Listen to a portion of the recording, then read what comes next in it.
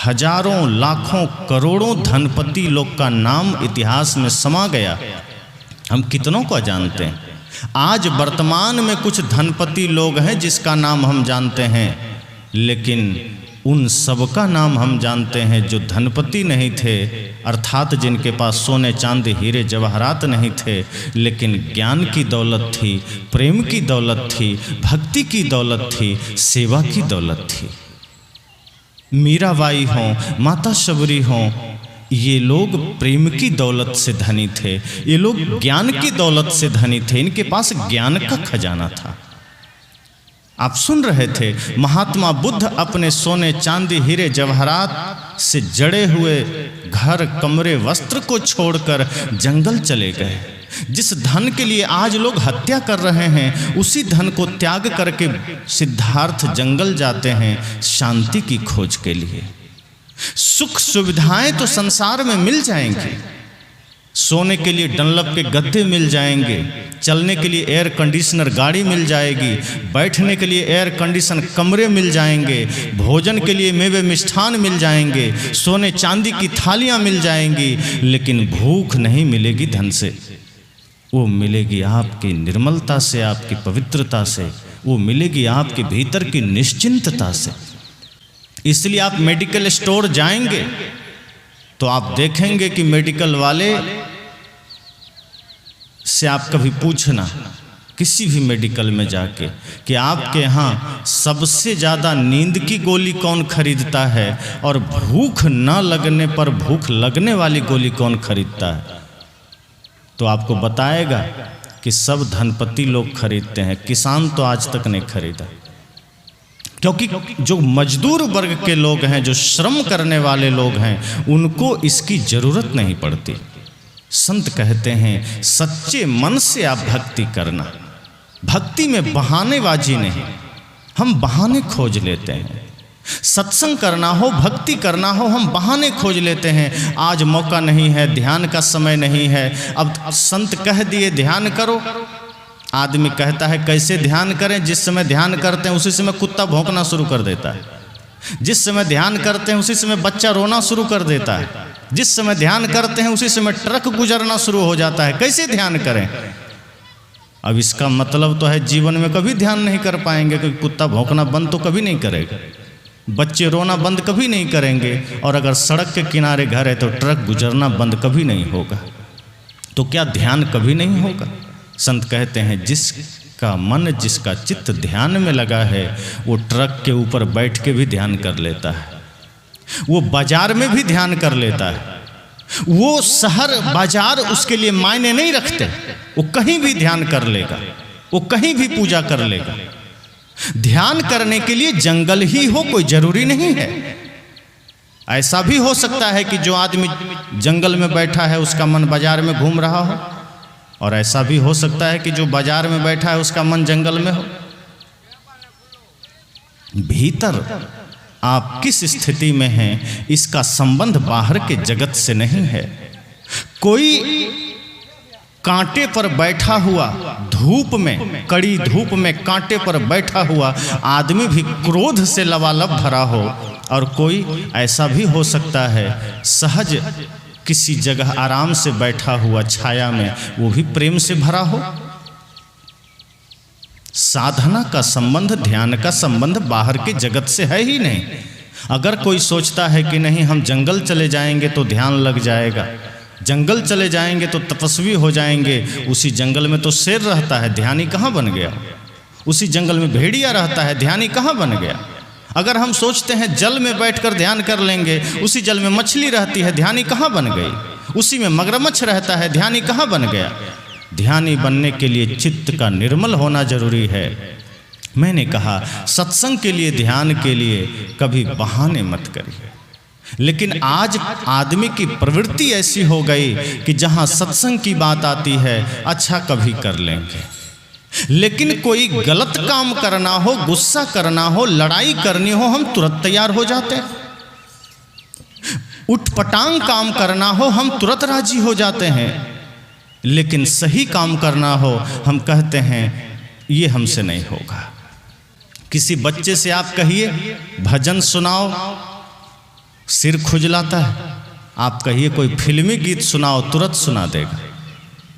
आप किसी को कहिए जरा भजन सुनाओ, राष्ट्रगीत सुनाओ, सिर खुजलाएगा।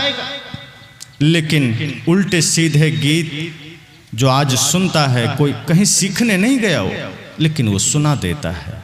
आप कहिए किसी महापुरुष का नाम बताओ, वो आदमी सिर खुजलाता है, लेकिन हीरो हीरोइन का नाम वो तुरंत बता देता है। आदमी जो सीधी बात है उससे कट के चलता है, उसको नकारता है।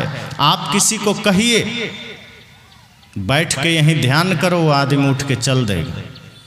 आप कहिए जरा सेवा में मन को लगाओ, वो नहीं लगाएगा। आप कहिए जरा प्रेम में जिए, वो नहीं जिएगा। आदमी की मनोवृत्ति है, आदमी का जो मन है वो सदैव उल्टा करता है। उसको ध्यान की कहिए, वो झगड़े में जाता है। उसको प्रेम की कहिए, वो क्रोध में जाता है। उसको सत्संग की कहिए तो वो मछली बाजार चला जाएगा। सदैव आदमी उल्टा चलता है। एक आदमी नया घर बनाया, गांव में पहली बार चमचमाता हुआ घर। आप लोग भी कभी कोई घर बना लेते हैं तो कई लोग देखने आते हैं। शहरों में तो बड़े बड़े घर होते ही हैं, लेकिन गांव में अगर कोई नया घर बना ले तो लोग देखने जाते हैं। एक आदमी घर बनाया, उसके घर के पीछे से ही एक पतला सा रास्ता था, लोग पैदल आते जाते थे।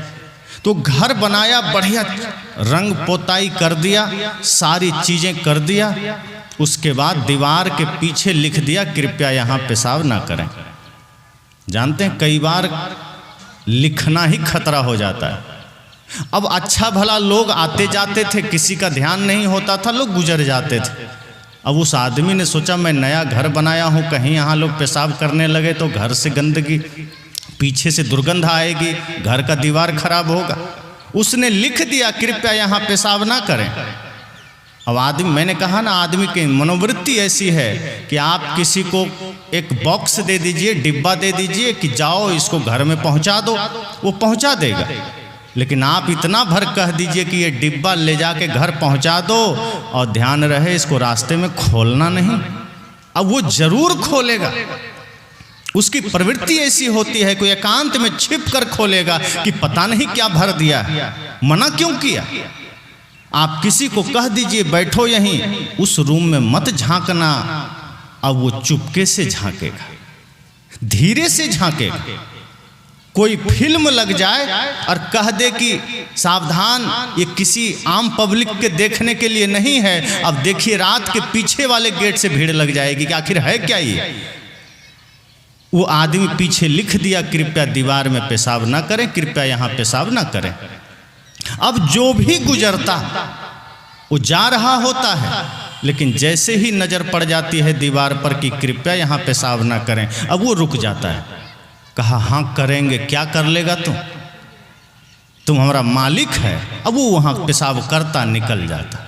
अब जो भी आदमी आता वो देखता कि यहाँ कृपया पेशाब ना करें, वो कहता क्यों ना करें, ये हमारा मालिक है, हम बिल्कुल यहीं करेंगे। वो करता निकल जाता। अब तो जो भी आता वो पेशाब जरूर करता, दीवार गंदी होती गई, दुर्गंध बढ़ता गया। वो आदमी परेशान हो गया, कहा करें तो करें क्या। एक मित्र के पास गया, कहा मित्र बड़ी समस्या हो गई है, नया घर क्या बनाया, लगता है पूरा आडंबर भर गया, पूरा जंजाल हो गया। कहा क्या हुआ। कहा घर बनाए हैं, पीछे से रास्ता है, लोग आते जाते हैं, सब पेशाब कर देते हैं, क्या करें। कहा तुमने कुछ उपाय नहीं किया। कहा किया। कहा क्या। कहा लिख दिए हैं कृपया यहाँ पेशाब ना करें। कहा अरे यही तो गलत कर दिया, ये नहीं लिखना था, अब क्या करें। कहा जाओ उसको मिटा दो और वहाँ लिख दो कि ठहरो यहाँ पेशाब करना ही पड़ेगा, जाओ लिख दो। वो भी आदमी मित्र की बात माना गया, मिटाया, कृपया यहाँ पेशाब ना करें, मिटा दिया और अब लिख दिया कि सावधान ठहरो यहाँ पेशाब करना ही पड़ेगा। अब एक आदमी चला आ रहा है, आदत बनी थी, अब बस पेशाब करने ही वाला था कि दीवार पर नजर पड़ गई, सावधान यहाँ पेशाब करना ही पड़ेगा। रुक गया वो, कहा नहीं करेंगे, तुम्हारे बाप का नौकर है, बिल्कुल नहीं करेंगे, अब कहीं और कर लेंगे, यहाँ तो बिल्कुल नहीं करेंगे। निकल गया। दूसरा आदमी आया, वो भी देखता है, कृपया यहाँ पेशाब करना ही पड़ेगा, कहता है बिल्कुल नहीं करेंगे, अब तो एकदम नहीं करेंगे, अब तो हम दूर जाके करेंगे, घर में जाके करेंगे, यहाँ तो नहीं करेंगे, तुम हमारा मालिक है।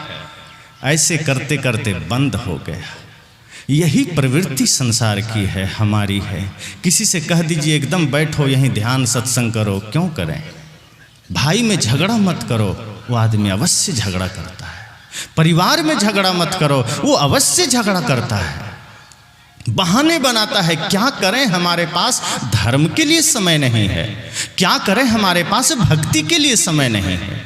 आदमी अपनी शक्ति नकारात्मक सोच में लगाता है, निगेटिव थिंकिंग में लगाता है, और इससे होता क्या है, हमारी शक्ति तो खपत हो जाती है, शरीर की शक्ति तो निकल जाती है, लेकिन कोई सृजनात्मक काम नहीं होता, विध्वंसनात्मक काम हो जाता है, बिगड़ने वाला काम हो जाता है।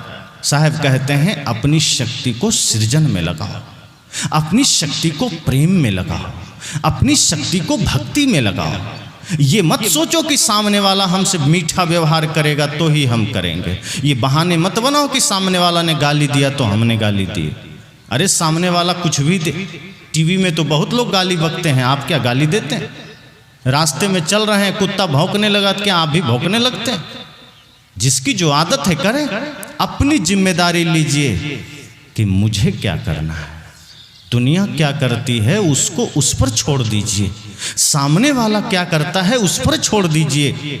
अगर सामने वाला कुछ भी कर रहा है, आप सोचिए कि मुझे प्रेम में जीना है, मुझे भक्ति में जीना है। पर आदमी बहाने खड़ी करता है, आदमी कहता है क्या करें, सामने वाला गाली दिया, मुझे देना पड़ गया, मैं देना थोड़ी चाहता था।